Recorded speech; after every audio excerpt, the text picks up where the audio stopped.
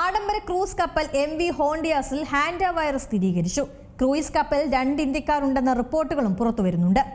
എലികളുടെ ഉണങ്ങിയ കാഷ്ടത്തിൽ നിന്നും മൂത്രത്തിൽ നിന്നുമുള്ള പൊടി വായുവിലൂടെ എത്തിയാണ് മനുഷ്യരിലേക്ക് ഹാൻഡ വൈറസ് പകരുന്നത്. വൈറസ് ശരീരത്തിലെത്തിയാൽ 1 മുതൽ 8 ആഴ്ചയ്ക്കുള്ളിലാണ് ലക്ഷണങ്ങൾ കാണുന്നത്. രോഗബാധിതനുമായി അടുത്ത ബന്ധം പുലർത്തിയാൽ മാത്രമേ രോഗം പകരുകയുള്ളൂ. 1950കളിൽ കൊറിയ യുദ്ധസമയത്ത് കൊറിയയിലെ ഹാൻഡാൻ നദിക്ക് സമീപമാണ് വൈറസ് ആദ്യമായി തിരിച്ചറിഞ്ഞത്. ഇതിൽ നിന്നാണ് ഹാൻഡ വൈറസ് എന്ന പേര് ലഭിച്ചത്. എലികൾ, ചുണ്ടെലികൾ തുടങ്ങിയ ജീവികളുടെ ശരീരത്തിലാണ് വൈറസ് സ്വാഭാവികമായി കാണപ്പെടുന്നത്. ഇവയുടെ മൂത്രം, വിസർജ്യം, ഉമിനീർ എന്നിവയുമായുള്ള സമ്പർക്കത്തിലൂടെയാണ് വൈറസ് മനുഷ്യരിലേക്ക് എത്തുന്നത്.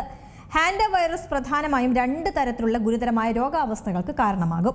ശ്വാസകോശത്തെ ബാധിക്കുന്ന ഹാൻഡ വൈറസ് പൾമണറി സിൻഡ്രോം, രക്തസ്രാവത്തോടു കൂടിയ പനിക്കും വൃക്കകളുടെ പ്രവർത്തനത്തെ ബാധിക്കുന്നതിനും കാരണമാകുന്ന ഹെമറാജിക് ഫീവർ വിത്ത് റീജിയണൽ സിൻഡ്രോം എന്നിങ്ങനെയാണ്.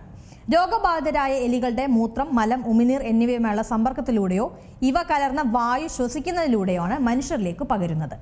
മനുഷ്യരിൽ നിന്ന് മനുഷ്യരിലേക്ക് ഇത് പടരാമെന്നും ലോകാരോഗ്യ സംഘടന മുന്നറിയിപ്പ് നൽകുന്നുണ്ട്. ഹാൻഡ വൈറസ് ബാധിച്ചാൽ ലക്ഷണങ്ങൾ കാണപ്പെടുന്നത് സാധാരണയായി 4 മുതൽ 10 ദിവസം വരെ സമയമെടുത്താണ്.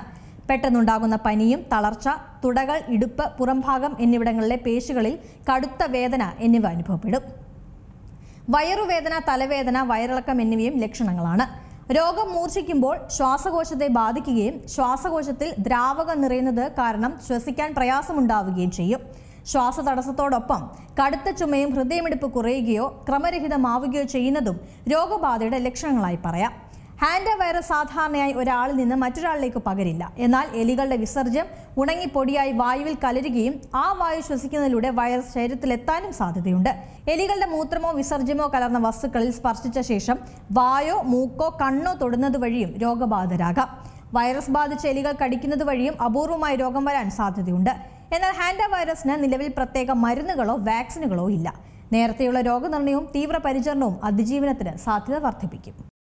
ഏറ്റവും പുതിയ വാർത്തകളും വിശേഷങ്ങളും വിരൽ തുമ്പിലറിയാൻ Zee മലയാളം ന്യൂസ് എല്ലാ ഡിജിറ്റൽ പ്ലാറ്റ്ഫോമുകളിലും ലഭ്യം.